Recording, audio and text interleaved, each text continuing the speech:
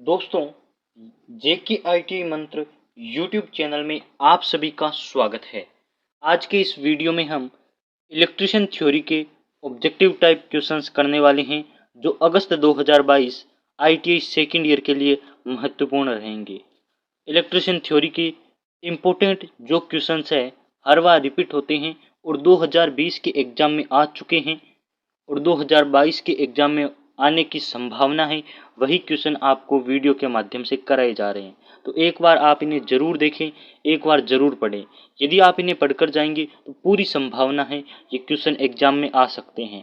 2020 के जो क्वेश्चन आए थे वही 2022 में रिपीट हो सकते हैं, क्योंकि आईटीआई के एग्जाम में क्वेश्चन हर बार रिपीट होते रहते हैं, शिफ्ट वाइज रिपीट होते हैं। पहले दिन जो पेपर हुआ है वही क्वेश्चन एक दो दूसरे दिन की शिफ्ट में रिपीट हो सकते हैं।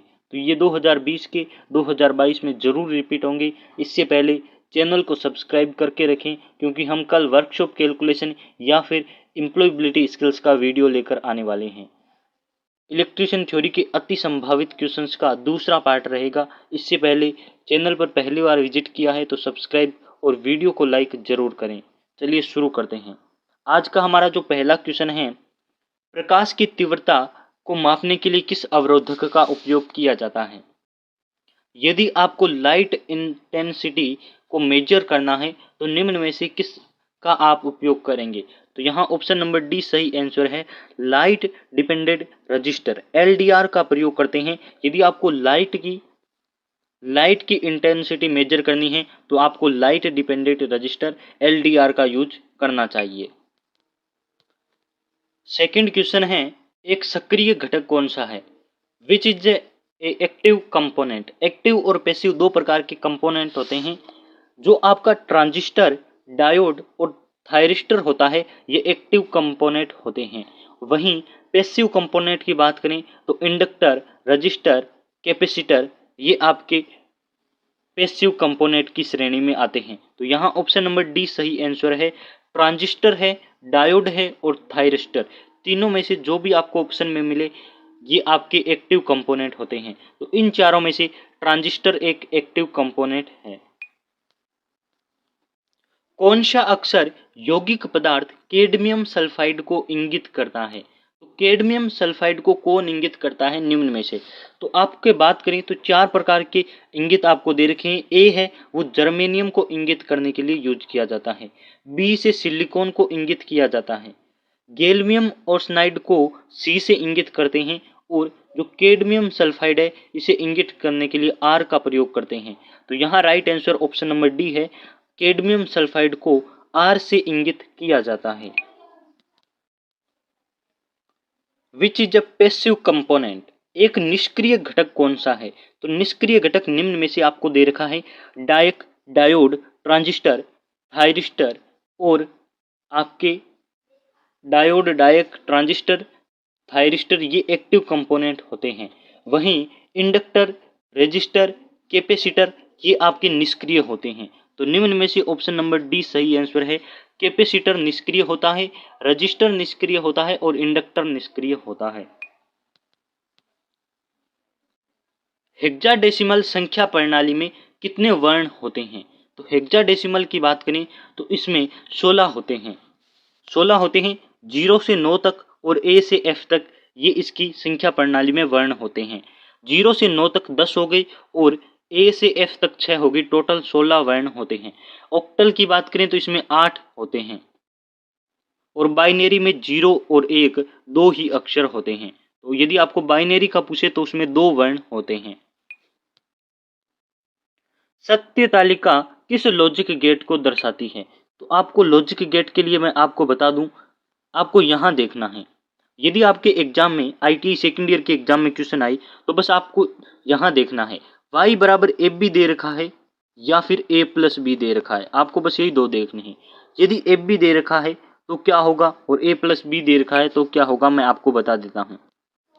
जैसे ही आप यहां देखेंगे तो यदि आपको एफ बी दे रखा है तो एंड गेट होगा और यदि a प्लस बी दे रखा है तो आपको नोर गेट करना है। इसके अलावा आपको क्वेश्चन सत्य तालिका से नहीं पूछेंगे, आपको केवल 2 क्वेश्चन पूछे जाएंगे। एफ बी है तो आपको करना है एंड गेट और ए प्लस बी है तो आपको करना है नॉर गेट। तो यहाँ आपको देख सकते हैं एफ बी दे रखा है तो आप यहाँ करेंगे and get. Option number C यहाँ सही आंसर है। सीआरओ द्वारा किस मात्रा को मापा जाता है? तो सीआरओ से आप किन किन क्वांटिटी को मेजर कर सकते हैं? तो आपको बस ध्यान रखना है आवृत्ति, वोल्टेज और टाइम, इन तीनों को आप सीआरओ से मेजर कर सकते हैं। यहाँ ऑप्शन में आपको फ्रिक्वेंसी यानी कि आवृत्ति दे रखा है, आप ऑप्शन नंबर ए की तरफ जाएंगे। आवृत्ति को आप सीआरओ के द्वारा मेजर कर सकते हैं।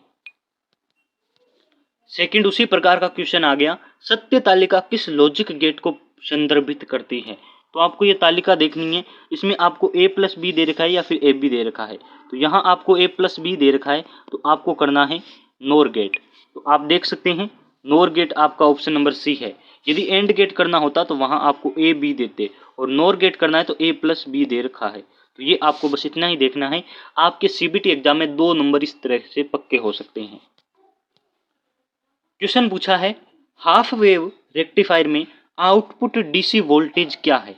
यदि इनपुट एसी वोल्टेज 24 वोल्ट है तो आपको रेक्टिफायर में डीसी आउटपुट वोल्टेज ज्ञात करना है। इनपुट आपको दे रखा है एसी में 24 वोल्ट। तो आपके लिए एक फॉर्मूला यूज करना है। फॉर्मूला क्या है? यदि आपके रेक्टिफायर हाफ वेव है तो आपको यूज करना है इनपुट इंटू 0.45, ये आपको मल्टीप्लाई करनी है यदि आपका हाफ वेव रेक्टिफायर है तो। यदि आपकी फुल वेव है तो आपको 0.90 करनी है। इस प्रकार से फुल वेव में इनपुट इंटू 0.90 आपको इस प्रकार से करनी है फुल वेव में। तो यहाँ आपको यहाँ दे रखा है हाफ वेव। हाफ वेव में आप करेंगे इनपुट 24 इंटू ये 24 आपको इनपुट दे रखा है 0.45, तो मल्टीप्लाई करेंगे आपका राइट आंसर आएगा 10.8 वोल्ट। तो ऑप्शन नंबर डी यहाँ सही आएगा। तो इस प्रकार से आप फॉर्मूला का यूज करके हाफ वेव और फुल वेव रेक्टिफायर का आउटपुट डीसी वोल्टेज ज्ञात कर सकते हैं। कंट्रोल पैनल वायरिंग में वायरिंग एक्सेसरी का नाम क्या है? तो ये क्वेश्चन 2020 में पूछा गया है। 2020 का जो 2 फरवरी का एग्जाम हुआ था उसमें ये क्वेश्चन पूछा गया था 2 PM से 5 PM वाली शिफ्ट में। तो ये क्वेश्चन इस बार रिपीट हो सकता है, और ये 2 फरवरी और 3 फरवरी दोनों दिन पूछा गया था, यानी कि ये मोस्ट रिपीटेड क्वेश्चन है। तो आपको एक वायरिंग एक्सेसरी दे रखी है, आपको इसे देखना है और इसका राइट आंसर करना है। तो ये इसका right answer option number A है।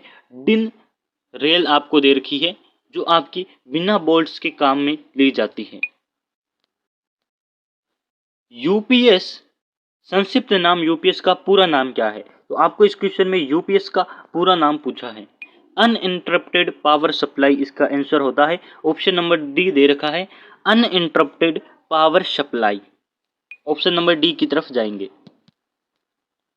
क्वेश्चन पूछा है लीकेज करंट प्रोटेक्शन से बचाव हेतु वायरिंग सर्किट के साथ कौन सा सर्किट ब्रेकर यूज किया जाता है? तो यदि आपको लीकेज से प्रोटेक्शन करना है तो आप यूज करते हैं ELCB, अर्थ लीकेज सर्किट ब्रेकर इसकी फुल फॉर्म होती है। अर्थ लीकेज सर्किट ब्रेकर ELCB को आप लीकेज में यूज करते हैं। बिजली ट्रांसफार्मर में यानी कि पावर ट्रांसफार्मर में बुक्खोज रिले का क्या कार्य होता है? तो आपको बुक्खोज रिले का कार्य बताना है। ऑप्शन नंबर ए सही आंसर है। ओवरलोड और शॉर्ट सर्किट से ये प्रोटेक्शन देती है, बचाव करती है। ओवरलोड और शॉर्ट सर्किट से आपको बचाती है, ट्रांसफार्मर को संरक्षण देती है ओवरलोड से। ट्रांसफार्मर को ओवरलोड और शॉर्ट सर्किट दोनों से संरक्षण या प्रोटेक्शन देने का कार्य होता है बुक्खोज रिले का। तो ये थे आज के इंपॉर्टेंट क्वेश्चन जो अगस्त 2022 के थ्योरी के एग्जाम में जरूर पूछे जा सकते हैं, क्योंकि ये मोस्ट रिपीटेड क्वेश्चन है। PDF के लिए हमारे टेलीग्राम से ज्वाइन कर लीजिए। ED, ES और वर्कशॉप कैलकुलेशन के वीडियोज कल से मिलेंगे, तो चैनल को सब्सक्राइब करके रखिए।